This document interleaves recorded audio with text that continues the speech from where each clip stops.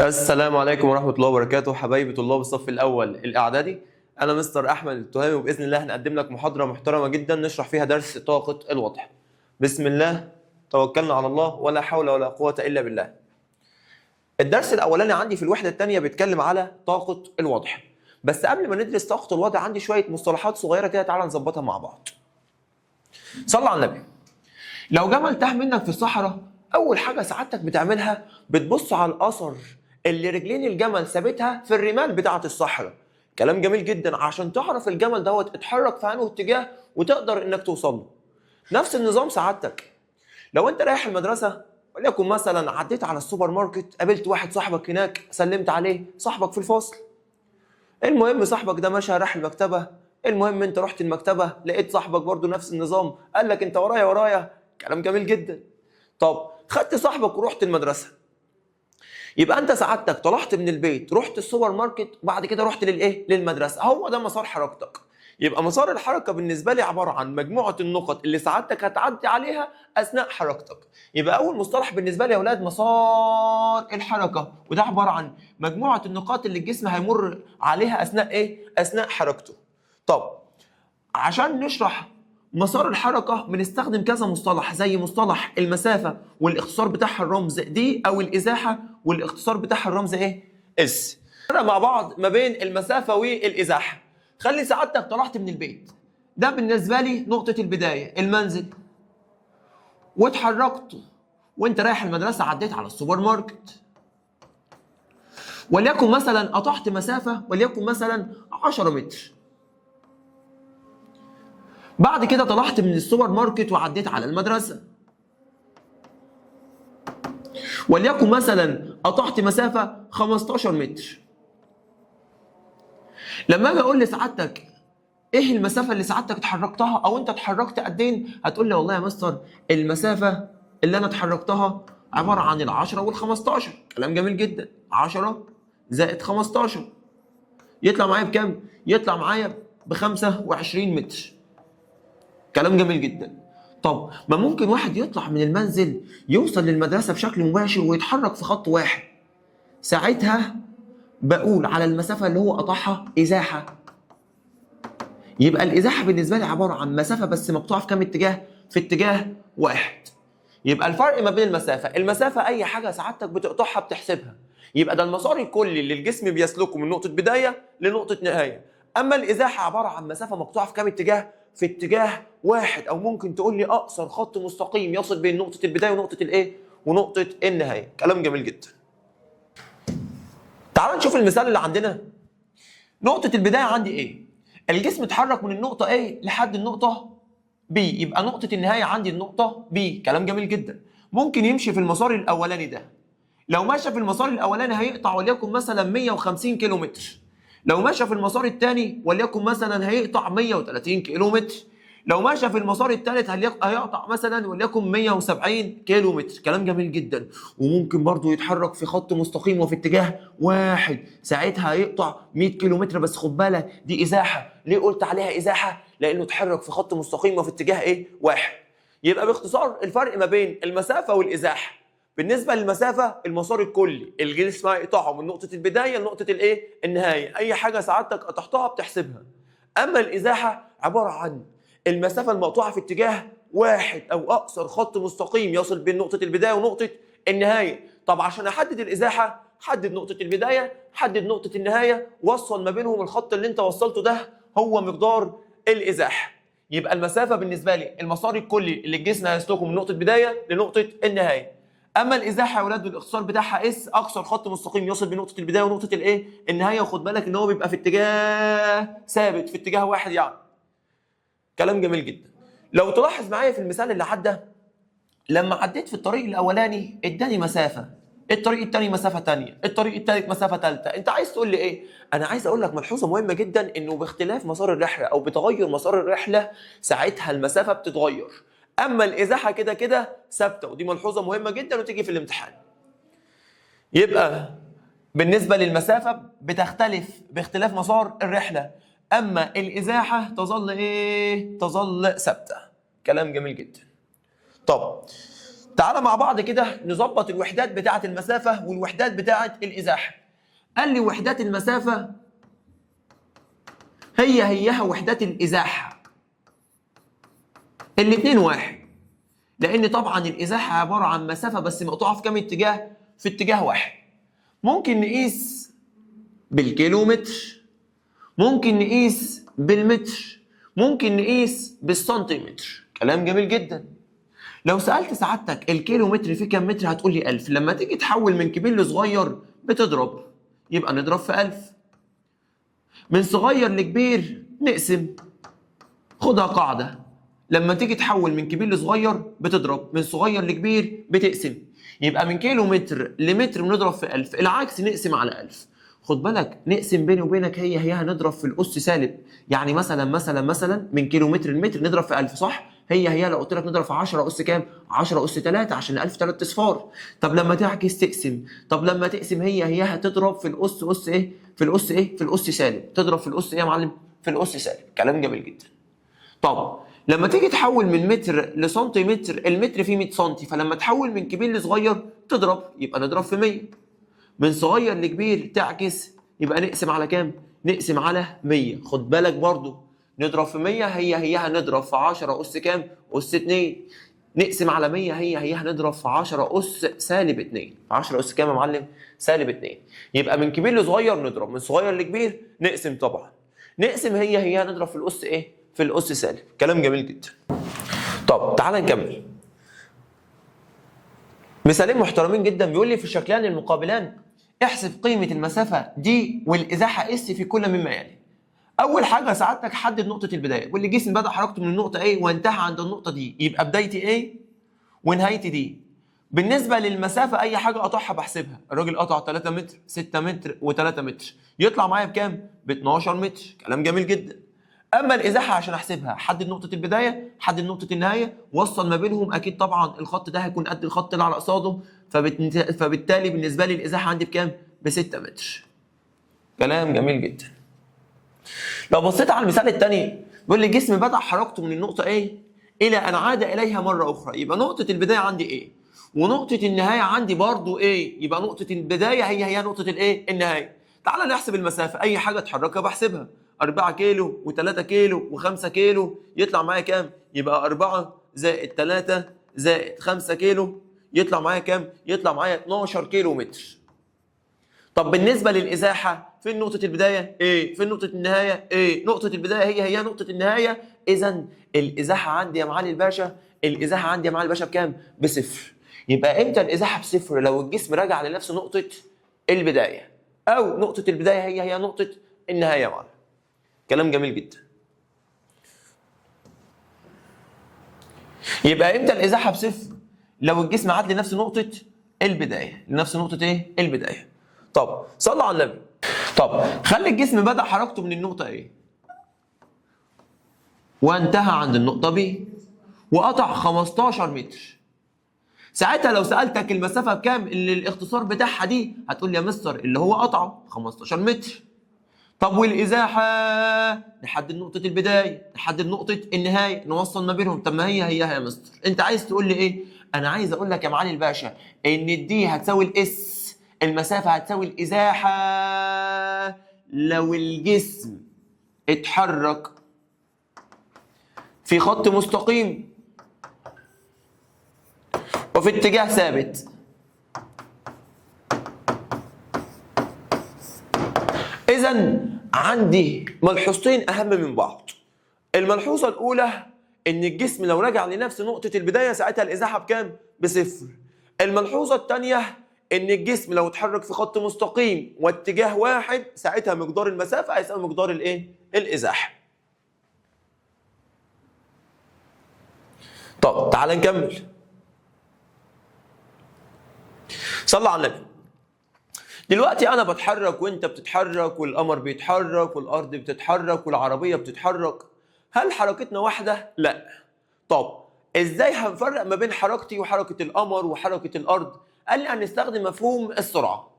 عشان نجيب السرعه يا اولاد لازم لي حاجتين، المسافه اللي الاختصار بتاعها دي والزمن اللي الاختصار بتاعه تي. تعال نظبط كده القانون والوحدات مع بعض. صلى على النبي. السرعه بتساوي المسافة على الزمن. زي ما اتفقنا مع بعض أي قانون بيتكون من 3 عوامل بنحطهم في مثلث. طبعا المسافة فوق، وتحت عندي السرعة والزمن. كلام جميل جدا. زي ما اتفقنا مع بعض برضو لو عايز حاجة في المقام بنخبي ونقسم. يعني السرعة بتساوي مسافة على زمن، الزمن بيساوي مسافة على سرعة. ولو الحاجة عايزها في البسط ولو الحاجة اللي أنا عايزها موجودة في البسط نخبي ونضرب. يبقى المسافة بتساوي السرعة في الإيه؟ السرعة في الزمن. يبقى لو الحاجة اللي أنا عايزها في المقام نخبي ونقسم. لو الحاجة اللي أنا عايزها في البسط نخبي ونضرب. كلام جميل جدا. طب بالنسبة للوحدات بقى، المسافة زي ما اتفقنا مع بعض من شوية ممكن بالكيلومتر، ممكن بالمتر، ممكن بالسنتيمتر. والزمن ممكن بالساعة، ممكن بالدقيقة، ممكن بالثانية. كلام جميل جدا. طب وحدة السرعة بقى، مش السرعة بتساوي مسافة على زمن؟ يبقى وحدة السرعة بتساوي وحدة المسافة على وحدة مين؟ الزمن. يعني ممكن أقول لك كيلومتر على الساعة اللي هي كيلومتر لكل ساعة. ممكن أقول لك مثلا متر على الدقيقة يبقى متر لكل دقيقة. ممكن أقول لك مثلا سنتيمتر كل ثانية، سنتيمتر على الثانية هي سنتيمتر لكل ثانية. باختصار لو جبت أي وحدة في الدنيا وقسمتها نصين، النص الأولاني بيقيس مسافة والنص الثاني بيقيس زمن، إذن دي وحدة قياس للسرعة. يبقى زي ما قلت لك إن السرعة بتساوي مسافة على زمن، وحدة قياس السرعة بتساوي وحدة قياس المسافة على وحدة قياس مين؟ الزمن. حاجة كمان اتفقنا مع بعض قبل كده إن لو قلت لك العلاقة ما بين حاجة تحت وحاجة فوق هتقول لي طبعا علاقة إيه؟ طردية. يعني إيه طردية؟ حبايب. يعني إيه حبايب؟ لو ده زاد ده يزيد، لو ده قل ده يقل، بس بشرط إن التالت يكون ماله يا أولاد؟ إن التالت يكون ثابت. يبقى العلاقة ما بين حاجة فوق وحاجة تحت علاقة طردية، بس بشرط ثبوت مين؟ ثبوت التالت. كلام جميل جدا. يبقى وحدات قياس السرعة ممكن تقول لي يا مستر كيلومتر لكل ساعة، كيلومتر لكل ساعة. ممكن تقول لي متر لكل ثانية، متر لكل ثانية. ممكن تقول لي يا مستر سنتيمتر لكل ثانية، مفيش مشكلة، سنتيمتر لكل إيه؟ لكل ثانية. يبقى أي وحدة قياس أقسمها 2، النص الأولاني يقيس مسافة، النص الثاني يقيس زمن، ومقسومين على بعض، يبقى دي وحدة قياس لمين؟ وحدة قياس للسرعة. تعال نحل مع بعض المسائل كده. في السؤال الاولاني بيقول لي احسب سرعه جسم يقطع مسافه قدرها كام؟ 8 متر. يبقى انا عندي المسافه في زمن قدره 2 ثانيه. يبقى انا عندي الزمن، عندي مسافه وعندي زمن، عايز سرعه. السرعه موجوده في المقام، يبقى نخبي ونقسم. يبقى السرعه بتساوي مسافه على زمن. يبقى السرعه الفي، الفيلوسيتي، السرعه الفي بتساوي الدي على تي، المسافه على الزمن. 8 على 2 طلع معايا بكام؟ ب 4 متر كل ثانيه. وخد لي بالك من حاجه، الوحده جبتها منين؟ وحده المسافه على وحده الزمن. كلام جميل جدا ومساله سهله جدا. السؤال الثاني بيقول لي جسم يتحرك بسرعه، اداني السرعه. وخد بالك من حاجه يا معالي الباشا، وحده قياس السرعه هي اللي هتتحكم فيا. يعني ايه الكلام ده؟ يعني وحده قياس السرعه هي اللي هتحدد وحده قياس المسافه ووحده قياس مين؟ الزمن. فلو اداك السرعه في المساله لازم تبص في الوحده عشان تظبط الوحدات بتاعه المسافه والزمن. كلام جميل جدا. احسب المسافه التي يقطعها الجسم بعد دقيقه. زي ما اتفقنا مع بعض، مش الوحده متر كل ثانيه؟ يبقى لازم المسافه بالمتر والزمن بالايه؟ بالثانيه. يبقى اول حاجه اجيب له الزمن بالثانيه. طب بيقول لي دقيقه واحده، عشان احول من دقيقه لثانيه كنت بضرب في كام يا اولاد؟ في 60. افكرك صلى على النبي. وحدات قياس الزمن كان عندي ساعه، دقيقه، ثانيه. الساعه فيها 60 دقيقه، من كبير لصغير تعمل ايه يا معالي الباشا؟ تضرب. يبقى نضرب في 60. العكس نقسم. طب الدقيقة فيها كام ثانية؟ 60. من كبير لصغير نضرب، من صغير لكبير نقسم. طب لو عايز تحول من ساعة لثانية تضرب في 60 عشان تحول لدقيقة، وتضرب في 60 تاني عشان تحول لإيه؟ لثانية. العكس طبعا نقسم على 60 على 60. كلام جميل جدا. طب يبقى عشان أحول من دقيقة لثانية بضرب في كام؟ بضرب في 60. يبقى أول حاجة أعملها أجيب الزمن بالثانية. يبقى واحد مضروب في 60 يطلع معايا بكام يا ولاد؟ ب 60 ثانيه. كلام جميل جدا. الزمن معايا جاهز والسرعه معايا جاهزه. طب عايز المسافه عندي هنا في البسط، يبقى نخبي ونضرب، يبقى المسافه بتساوي سرعه في زمن. كلام جميل جدا. طب السرعه بالنسبه لي بكام؟ ب 20 والزمن 60، يبقى 20 في 60 طلع معايا بكام؟ 1200 والوحده متر، عشان وحده قياس السرعه متر كل ايه؟ متر كل ثانيه. طب تعال نشوف المساله دي كده مع بعض. واللي احسب الزمن اللازم لقطع مسافه 30، يبقى المسافه بالمتر. اذا كان الجسم يتحرك بسرعه 20 متر كل ثانيه. كلام جميل جدا. طب زي ما اتفقنا مع بعض، وحده السرعه هي اللي هتتحكم فيا، لازم المسافه بالمتر والزمن بالايه؟ والزمن بالثانيه. كلام جميل. يبقى الزمن اللي انا هجيبه بوحده الايه؟ بوحده الثانيه. طب الزمن في المقام يبقى نخبي ايه ونقسم، يبقى الزمن بيساوي مسافه على سرعه. يبقى اقول له التي الزمن بيساوي مسافه على سرعه. طبعا المسافه دي والسرعه في، يبقى الدي على الفي. الكلام ده بيساوي المسافه اللي هو قطعها بكام؟ ب 30 والسرعه بتاعته بكام؟ ب 20، يطلع معايا 1.5. طب والوحده بتاعتي انت بتجيب ايه يا معلم؟ زمن، والسرعه وحدتها متر كل ثانيه، يبقى الزمن بالثانيه. كلام جميل جدا. تعال نشوف السؤالين بتوع ماذا يعني قولون أن دول.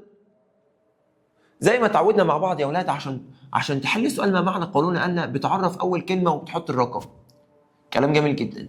طب اول كلمه عندي سرعه، يبقى المسافه المقطوعه خلال وحده الزمن بتساوي، واحط الرقم ده طبعا، يبقى اي ان المسافه المقطوعه خلال وحده الزمن بتساوي 100 متر. اول كلمه قلتها مسافه، يبقى لازم الوحده عندي ايه؟ متر، او زي ما الكتاب قايلها لك، اي ان الجسم يقطع مسافه 100 متر فين؟ في الثانيه الواحده. طب ممكن ما معنى قولون ان يجي لك على هيئه مساله، اداني مسافه واداني زمن، اجيب مين؟ اجيب السرعه. يبقى ممكن ما معنى قولون ان يجيبه لك في صوره مساله صغيره. تمام؟ طبعا يا اولاد احنا اتفقنا مع بعض ان السرعه بتساوي مسافه على زمن. اعلمك حاجه، لو عندك قانون بيتكون من 3 عوامل والمقام بتاعه زمن، ممكن وانت بتعرف تقول لي ايه؟ المعدل الزمني للتغير في اللي فوق. طب مين اللي فوق هنا؟ مسافه، يبقى المعدل الزمني للتغير في مين يا اولاد؟ في المسافه.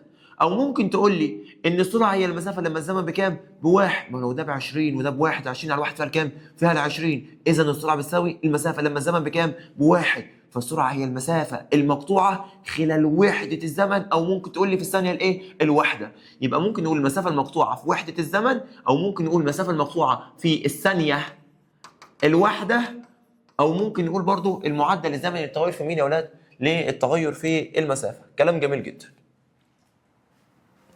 تعال نخش في مصطلح جديد الا وهو الشغل. صلى على النبي.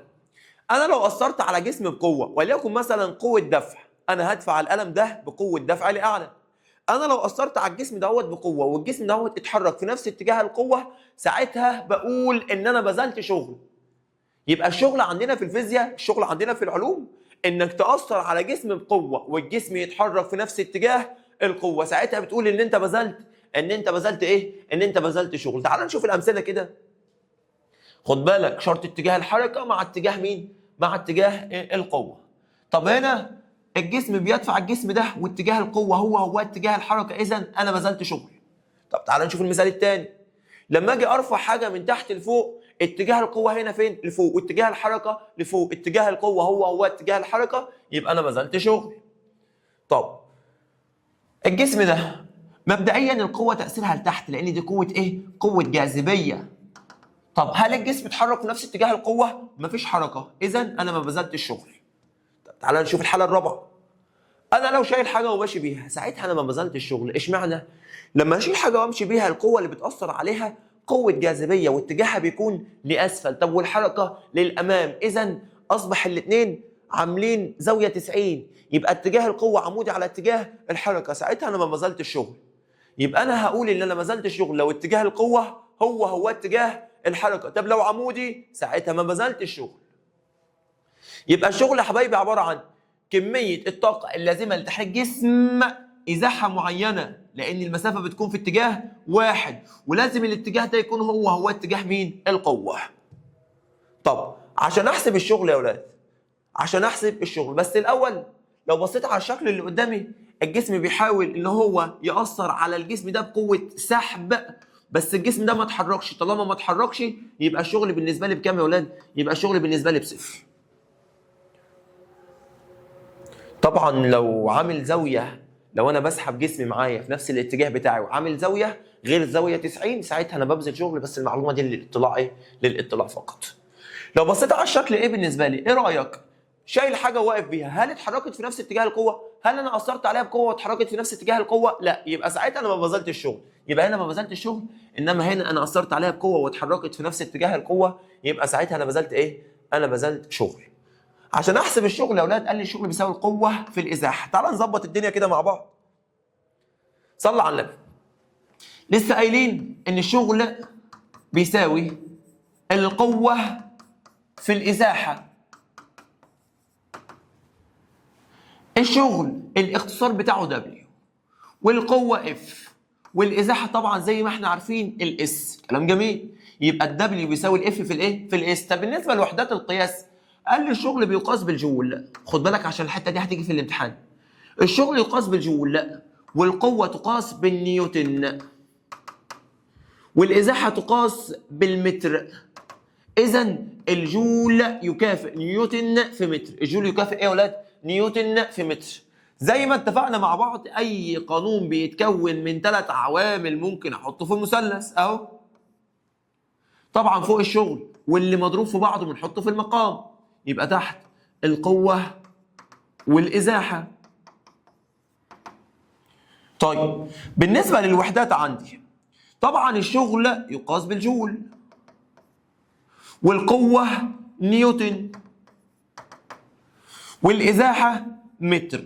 اللي يطبق على الكميات الفيزيائية يطبق على الوحدات.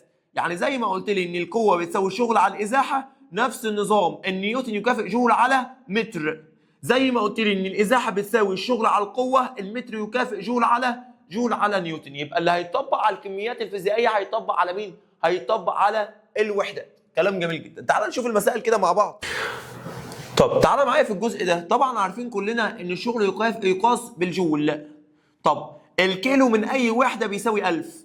يعني لما اجي اقول لك كيلو متر، لما تيجي تحوله لمتر، الكيلو متر فيه كام متر؟ فيه 1000 طبعا. كلام جميل. يبقى الكيلو من اي وحده فيه ايه؟ فيه 1000 في الوحده، فيه 1000 من الوحده.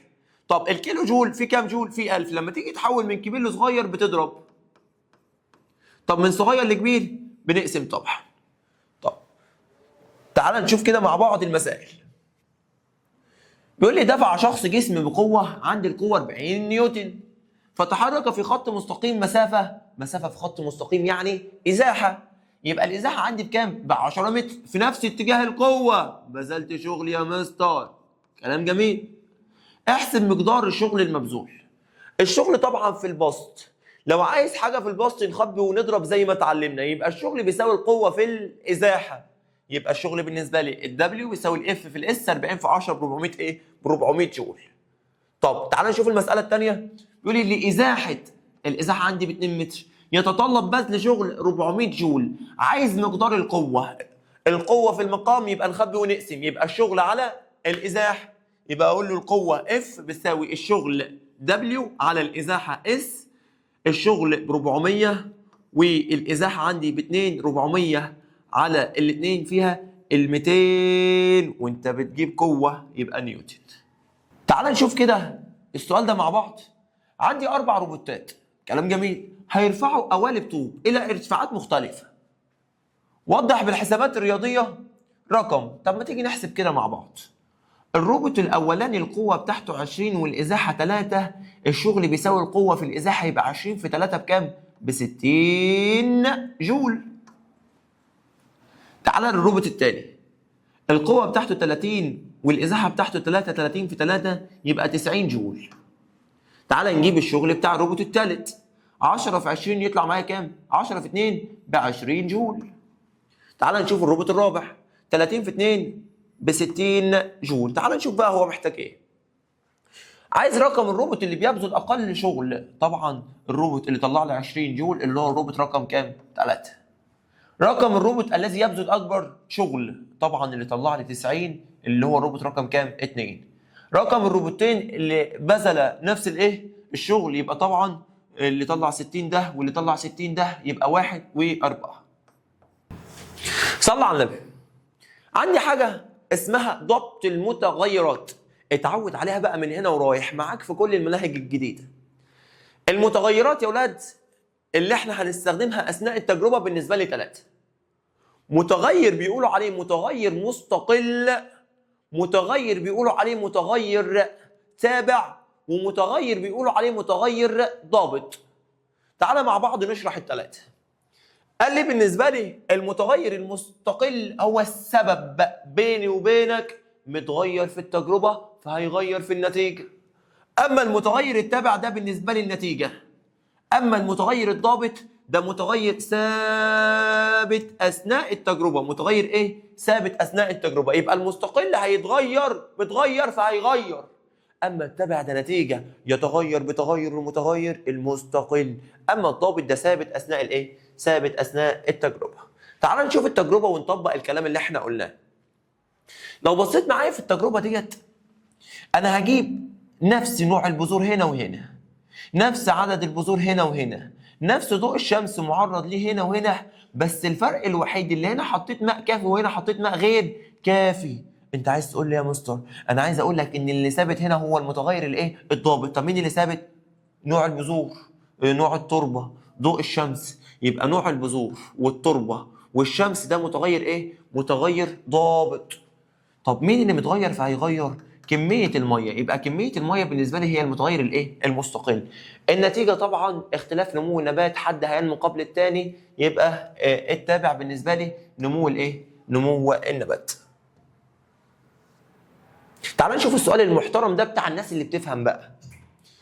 بيقول لي اجريت تجربة للمقارنة بين نوعين ورق مناديل من حيث كمية الماء التي يمكن امتصاصها. كمية الماء التي يمكن امتصاصها. طب مين اللي متغير فهيغير هنا؟ انواع المناديل. يبقى انواع المناديل بالنسبه لي متغير مستقل لانه متغير فهيغير في النتيجه. كلام جميل جدا. طب بالنسبه لي امتصاص الميه ده نتيجه. يبقى المتغير المستقل بالنسبه لي هو ايه؟ ورق المناديل. يبقى انا عايز المستقل بالنسبه لي نوع ورق الايه؟ نوع ورق المناديل. يبقى انا هستبعد الاولى وهستبعد الاخيره. يبقى الاجابه معايا يا اما ب يا اما ج. كلام جميل. طب التابع النتيجه هنا كميه الميه اللي هتمتص، كميه الميه اللي هتمتص ولا كميه الميه المستخدمه؟ اكيد طبعا كميه الميه اللي هتمتص. اذا الاجابه. تعالى معايا المصطلح جديد الا وهو مصطلح الطاقه. اخذنا قبل كده في الابتدائي ان الطاقه عباره عن القدره على بذل شغل او احداث تغيير.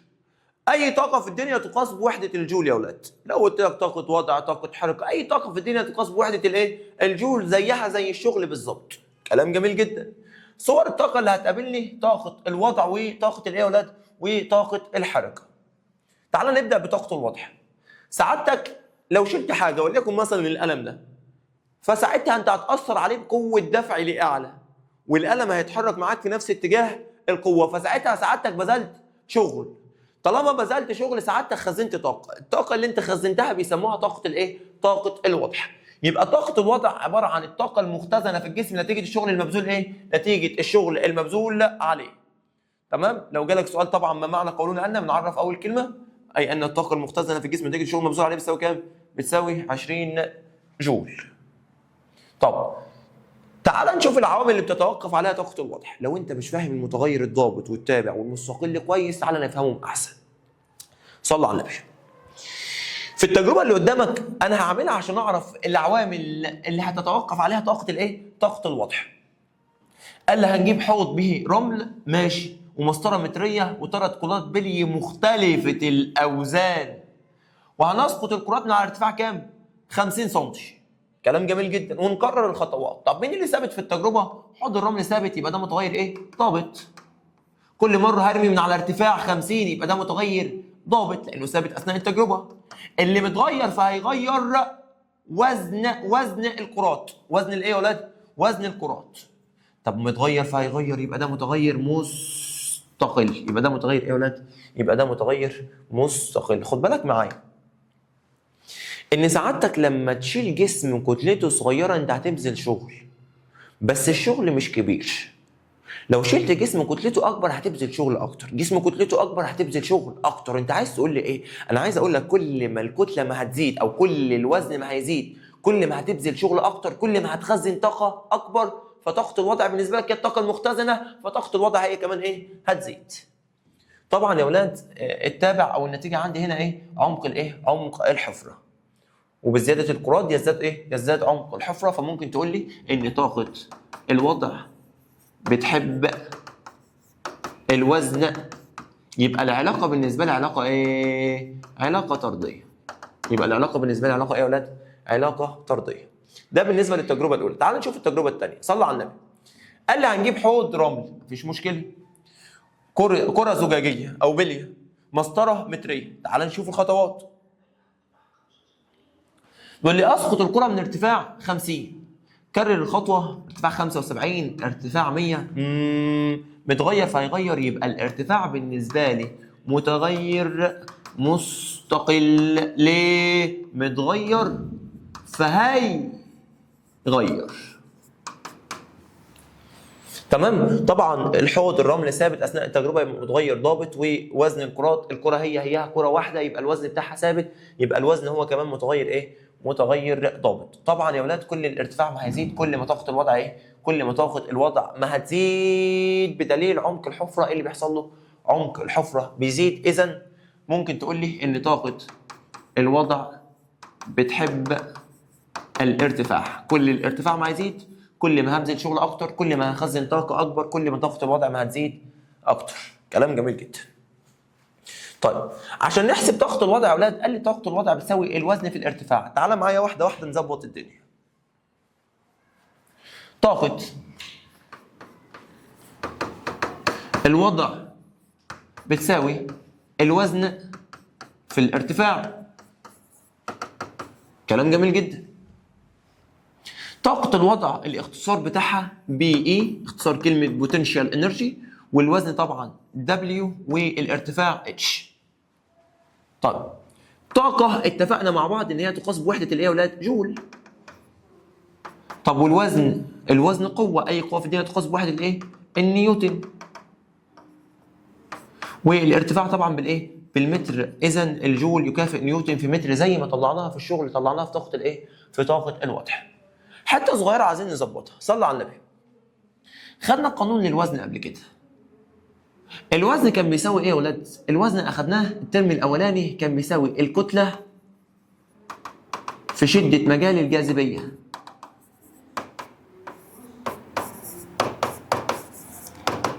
فممكن اشيل الوزن واحط قيمته اللي هي ايه؟ الكتله في شده مجال الجاذبيه، والارتفاع زي ما هو. اصبح عندي كام قانون؟ قانونين. يبقى طاقه الوضع ممكن تحسبها من القانون دهوت اللي هو بيقول لي الوزن في الارتفاع، وممكن لو هو اداك كتله تشيل الوزن وتحط قيمته، يبقى الكتله في شده مجال الجاذبيه في الايه؟ في الارتفاع. طبعا طاقه الوضع الاختصار بتاعها بي اي، والكتله ام، وشده مجال الجاذبيه جي، والارتفاع اتش. فالبي اي بالنسبه لي يساوي الام اللي هي الكتله في الجي في الاتش. طبعا وعلى فكره بتيجي في الامتحان على طول. لو جابها لك اكمل يا معالي الباشا وقال لك طاقه الوضع بتساوي نقط في نقط، يبقى اقول الوزن في الارتفاع. طب لو 3 نقط يبقى الكتله في شده مجال الجاذبيه في الارتفاع. وبيني وبينك القانون ده بيحب الامتحانات، مفيش مساله الا ويجي فيها القانون ده. تمام؟ يبقى طاقه الوضع بتساوي الكتله في شده مجال الجاذبيه في الايه؟ في الارتفاع. تعال نظبط القانون شويه تاني برضه. صلى على النبي. مش القانون ده بيتكون من 3 عوامل؟ طاقه الوضع والوزن والارتفاع اللي مضروبين في بعض تحت، يبقى تحت الوزن في الارتفاع وفوق طاقه الوضع. اللي انا عايزه لو تحت اخبي واقسم، يبقى الوزن بيساوي طاقه الوضع على الارتفاع، الارتفاع بيساوي طاقه الوضع على الوزن، طاقه الوضع طالما في البسط يبقى نخبي ونضرب، يبقى طاقه الوضع بيساوي الوزن في الايه؟ في الارتفاع. تعال نظبط القانون شويه. صلى على النبي. نكبر المثلث بتاعنا. المثلث ده يشمل كل حاجه بقى. فوق طبعا طاقه الوضع، تحت الكتله وشده مجال الجاذبية والارتفاع. لو اللي انا عايزه في البسط نخبي ونضرب، يبقى طاقه الوضع بتساوي الكتله في شده مجال الجاذبيه في الارتفاع. طب لو اللي انا عايزه في المقام بنخبي ونقسم، لو اللي انا عايزه في المقام بنخبي وايه؟ بنخبي ونقسم، كلام جميل جدا. فانا لو عايز الكتله بتساوي طاقه الوضع على شده مجال الجاذبيه في الارتفاع. طب لو عايز شده مجال الجاذبيه يبقى طاقه الوضع على الكتله في الارتفاع. طب لو عايز الارتفاع طاقه الوضع على الكتله في شده مجال الجاذبيه. تعالى مع بعض كده نحل. بس قبل ما نحل في سؤال محترم جدا. امتى طاقة الوضع بصفر؟ لما حد من الاثنين دول يكون بصفر.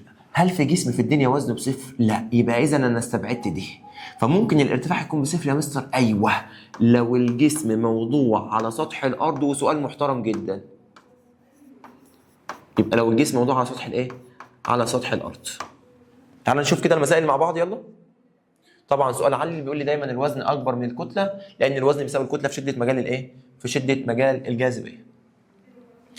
احسب طاقه الوضع جسم كتلته وارتفاعه وشده مجال الجاذبيه. خلاص، يبقى طاقه الوضع بتساوي الكتله في شده مجال الجاذبيه في الايه؟ في الارتفاع. مساله مباشره جدا، وعلى فكره والله العظيم بتحب الامتحانات ودايما بتيجي على طول.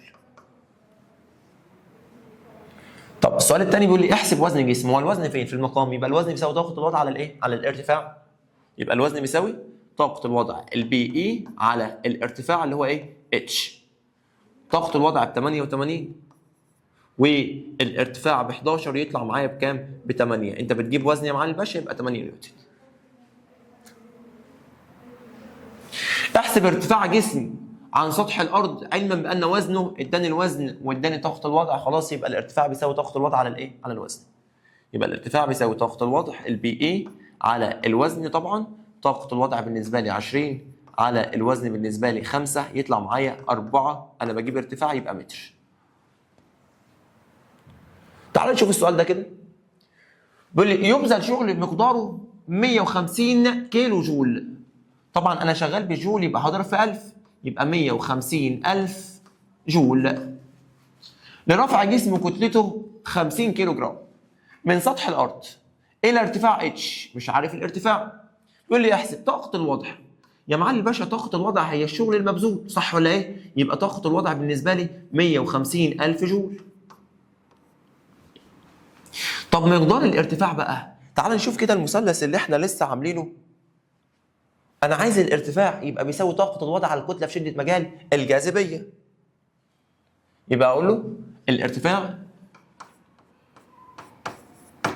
بيساوي طاقة الوضع على الكتلة في شدة مجال الجاذبية. عايز تشتغل رموز برضو مفيش مشكلة. طاقة الوضع عندك بكام؟ ب 150,000.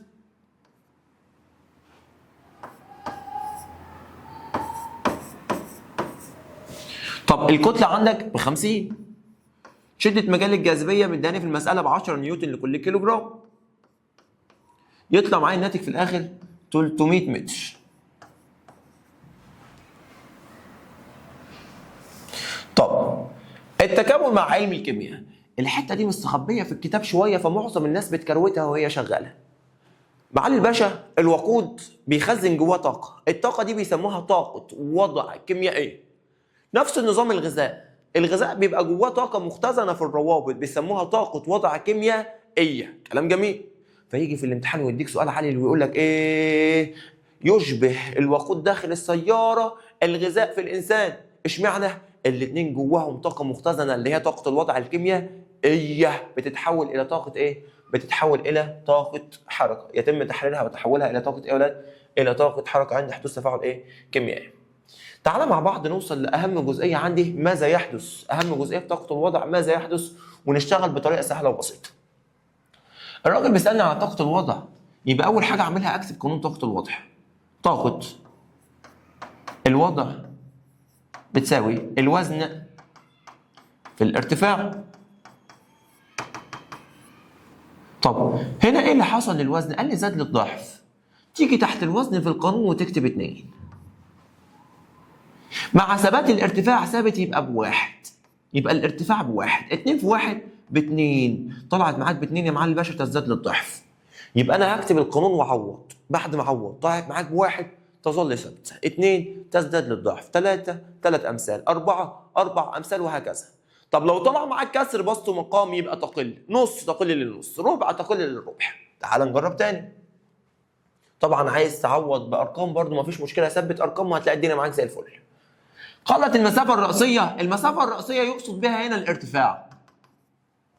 قلت المسافة الرأسية التي يرتفعها جسم إلى النص مع ثبات الوزن. أكتب القانون بتاعي. طاقة الوضع بتساوي إيه؟ الوزن في الارتفاع. إيه اللي حصل للوزن؟ ثابت 1. طب والارتفاع؟ قلل النص في نص، 1 في نص بكام يا ولاد؟ بنص. طلعت معاك بنص يبقى جميل، تقل للإيه؟ تقل للنص. تعال نشوف المثال الثالث. ازداد وزن الجسم للضعف وقل الارتفاع للنص. اكتب القانون. طاقة الوضع بتساوي الوزن في الارتفاع. الوزن بالنسبة لي زاد للضعف يبقى اكتب تحت 2. والارتفاع قل للنص يبقى اكتب نص. الاتنين تروح مع الاتنين يطلع معايا بكام؟ بواحد. طلعت معاك بواحد يبقى تظل ايه؟ تظل ثابتة او تظل كما هي.